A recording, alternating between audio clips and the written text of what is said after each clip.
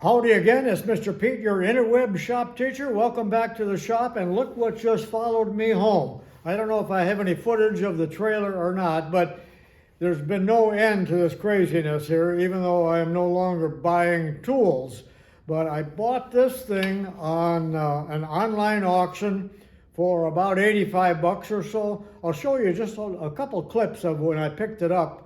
And I took my buddy along, but I didn't really need to because there were guys there that loaded it for me. I was very thankful of that, and I bought a few hand tools as well.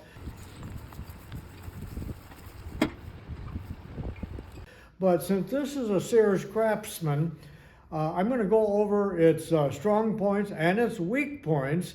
And actually, I bought this for my grandson Jordan because he's moved out, he's on his own, he's married, he's got his own place, and he did mention he would like a drill press. So I'm not sure if I'm going to give him this one or one of my other presses, but there's some real neat features here that I'm going to show you that my other presses do not have. But then again, it's made in Taiwan, one step above China. So it's not great. I haven't used it. It does work. They said it worked, and I turned it on. I'll show you that in a minute. But let's take a look at some of the close-ups here of its frailties as well as its strong points. First of all, a real quick walk around here with a handheld camera. It's a one-horse, 15-inch, made in Taiwan. It appears to be about 25 years old, but I'm just guessing at that. Let me know if you know what year this was made, but I'm very happy that it has a very slow speed. That is one of the reasons that I bought it, 250 RPM. I never did care for SEARS rinky-dink safety features. You know, it looks like this is from Play School or Lego or something. You know, I know it's for safety, but it just looks so doggone cheap, doesn't it? Can't even get it back in there, but at least it makes it child-proof, and that is good, I guess. But walking around here, I do like the way the belt guard is here, so you can flip it open. I'll talk more about the speeds here in just a second. But as usual, whenever you buy anything, or whenever I buy anything, the first thing I gotta do is to Loctite everything together, because it just falls apart. It doesn't seem to bother other people, but it bothers me a great deal. If this is a one-horse motor, I will eat it for lunch. No capacitor start. I don't think you could make a motor any cheaper than that. But the serial number is back here. I can't really read that to give it to you, but plus I don't think anybody cares. Continuing around the backside here.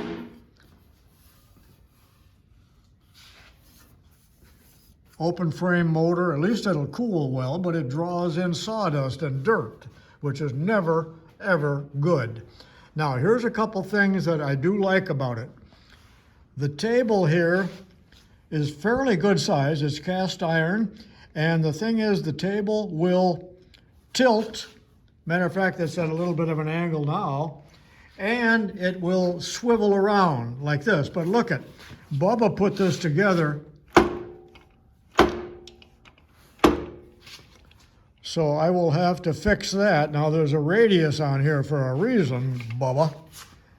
Furthermore, Bubba, didn't you see the sign here that says swivel tilt table? Well, that's easy enough to fix.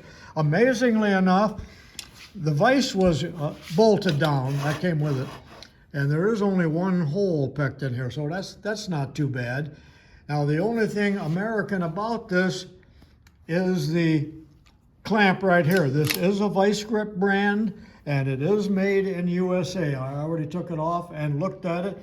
So Jordan, you're not going to get that. I am a weak and frail man, 79 years of age, and it's very difficult for me to lift the tables now. So I am happy that this does have the mechanism to raise and lower the table, a rack and pinion. Hard to do with one hand, but I think I'm going to enjoy that. I like the heavy column here with this collar. Still got some of the packing on here. Now, one thing that I just hate about these modern drill presses, and not just this one, but Look at how unstable it is. That could easily be knocked down by a child. And it's only 11 inches wide. Now, everybody seems to be doing that. It's all about keeping the weight down and allowing it to fit into a smaller box, so more boxes will fit on a pallet and more pallets will fit in a container.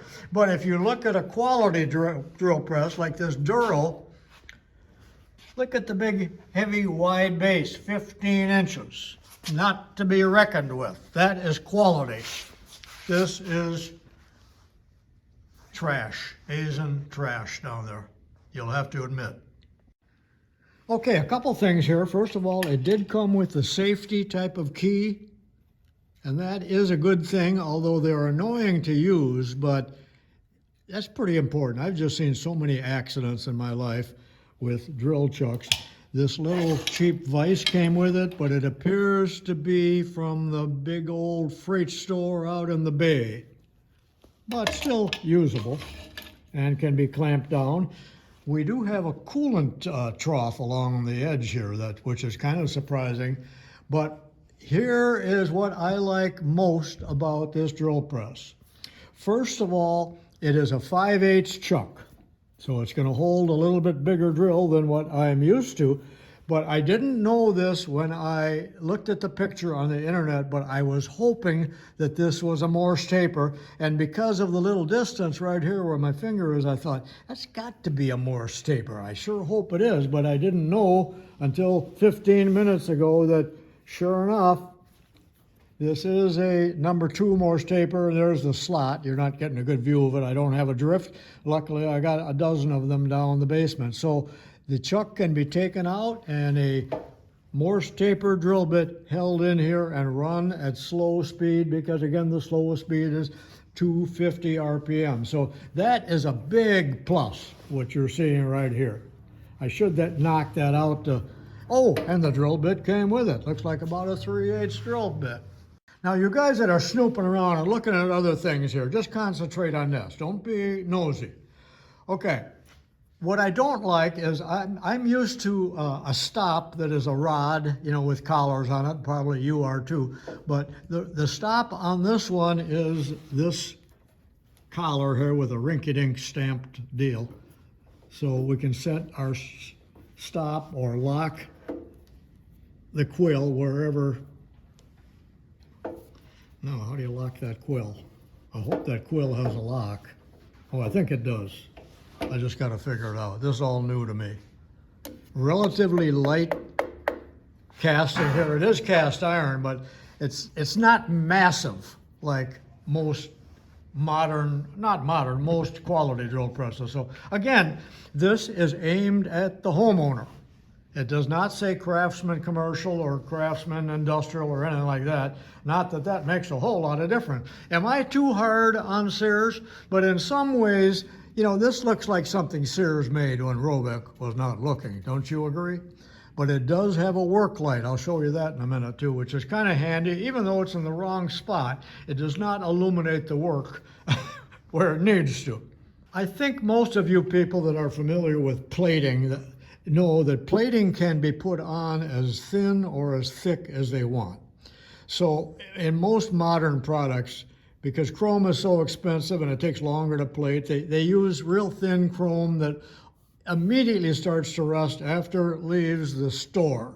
So you can see this needs cleaning up, but it's not going to get it unless Jordan wants to do it. But everything here is kind of rusty except for the column itself, which still has the packing grease on it, apparently. I just now discovered how the belt tension works. There is a screw right here, a thumb screw, on each side. So this is just one of them. I've already loosened the other. Could they have made it a little cheaper with plastic? That's almost embarrassing, Mr. Roebuck. Should take that out to show you. It's too long. But anyway, when you loosen those, you now have the ability to move the motor in and out so that you can change the belts. Can you see that?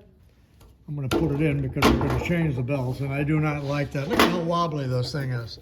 They're meant to be bolted to the floor. I realize that. Okay, I'm standing on a ladder. I do like that cover. It is very sturdy. It's not plastic, which kind of surprises me. Now, how mice got up in here, I will never know, but there's a little bit of a mouse nest there, but the mice peed all over this pulley, and look at the corrosiveness of mouse urine. Now, if you look back here, there's a nice chart that you can read at eye level telling the speeds. And even over on the far right, it tells you what the recommended speed is for different size drills, which I think that's very useful. But as you can see, the lowest speed is 250 and the highest is 3100. I'll never, ever use that. But what I do not like about this or other drill presses that are made this way, and a lot of them are, with a so-called jack shaft here, so they got 3 pulleys, so it's relatively difficult or time-consuming to change the belts from one speed to the other, which means what? It means you won't do it. You'll get it at an average speed that's kind of comfortable and use it that way for the duration of your life. I understand human nature. Some people do not. It's nicely greased here so that the mice could not damage it. So I'll blow this all out and maybe remove the rust here, but I don't want to get my fingers in there. I want this to run. I'm not going to stick my fingers in there, but you can see the belts are loose now, and you have to loosen that motor like I just showed you in order to do that. And again, I just can't believe that they would make rinky-dink little cheap plastic knobs like that. I know why they do it. It just irritates me. But that makes the machine affordable.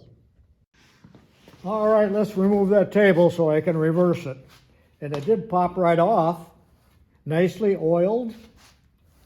That's a pretty good table, so I'm gonna reinstall it at 180 degrees, but also over here, you can see that there is a little protractor and it's not quite at 0. I should go ahead and change that to 0, but the bolt is underneath here. Not real convenient. This looks kind of light. The walls aren't very thick, but not too bad. I know I'm being critical, but I want to be critical to show you what I would say are cheap points to reduce the cost. All right, let me put that table back on. I hope Bubba is watching, because that's the way it goes, and you see now it can turn a full, well, not 180 until it hits the corners. Most people will never do that anyway, but that's how it's supposed to be on there, Bubba. Well, I turned the house lights off so I could demonstrate the work light, and it's not as bad as I thought. However, whoever owned this must have actually owned a Motel 8 or a Motel 6, so they put a 20-watt light bulb in there. So I will put a higher wattage bulb in there, but I'll use an LED so it remains cool. They probably got a limit back then, but they didn't make LEDs when this thing was manufactured, I don't believe. House lights, please. Well, look, Mr. Pete, this is a genuine vice grips from Nebraska. Made in USA. I like that. Yeah, I see where that vice grip company, Matco or whoever it was, that bought out the old vice grip plant in Nebraska just closed it down because they couldn't compete. Malco it was, not Matco, Malco. They were making $50 vice grips, and that's just too much for people to pay. They want to pay $7 for one made you know where. But Mr. Pete, does the blame thing actually run? Let's see. There you go. And you know, it runs quite quietly and quite smooth. Not disappointed. I'm not sure what speed it's at right now, but that's a good general purpose speed for smaller bits anyway. 1/2 inch and under. Okay, let's take that chuck out of there now. I told you this did not come with a drift. Luckily, old Mr. Pete's got a few of those in stock. So let's knock that out using a drift and a lead hammer. Make sure you put the rounded portion of the drift up, if that makes any sense to you.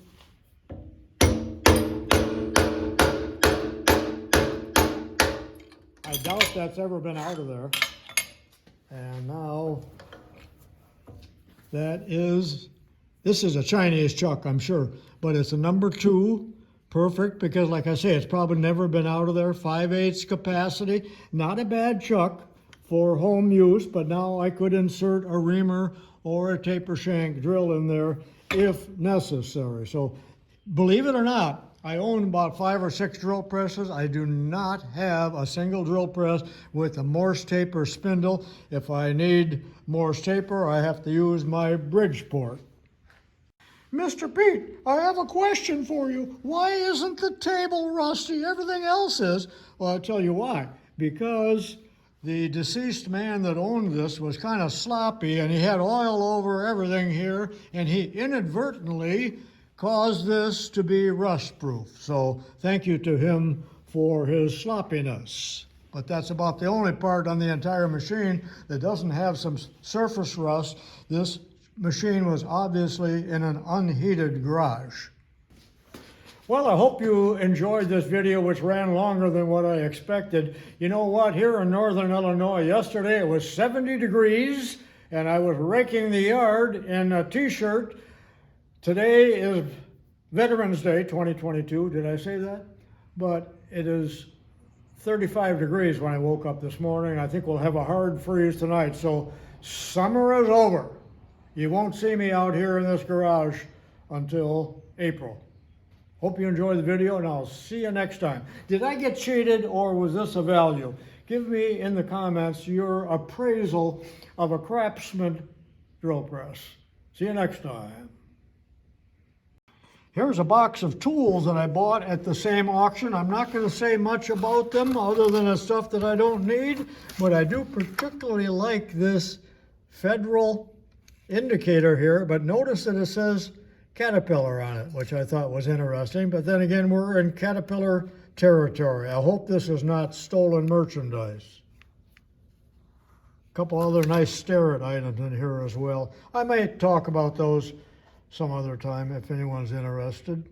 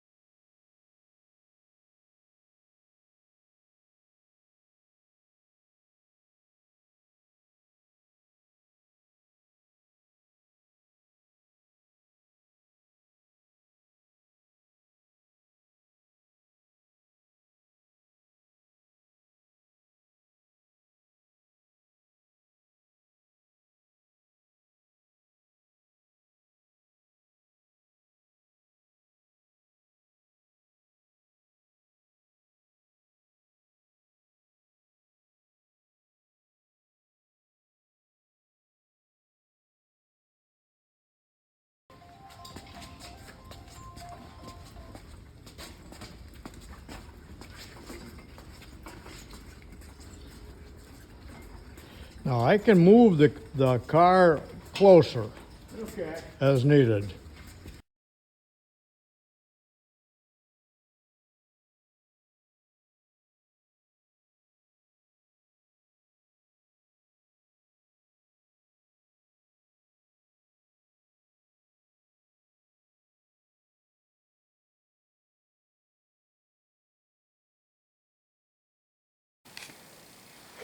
Looks like it's been sitting for a while. There's paper chewed up in there. Mice. But the belts look pretty good. Yeah. Rusty as crap though from the mice. Oh, geez. Yeah.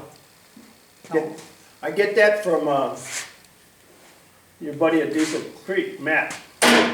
Alright, so, you know Matt's always using those swivel impact sockets? Yeah. I went out to Harbor Freight and I just had to have a set of my own. I thought I had swivel sockets and I didn't. Oh,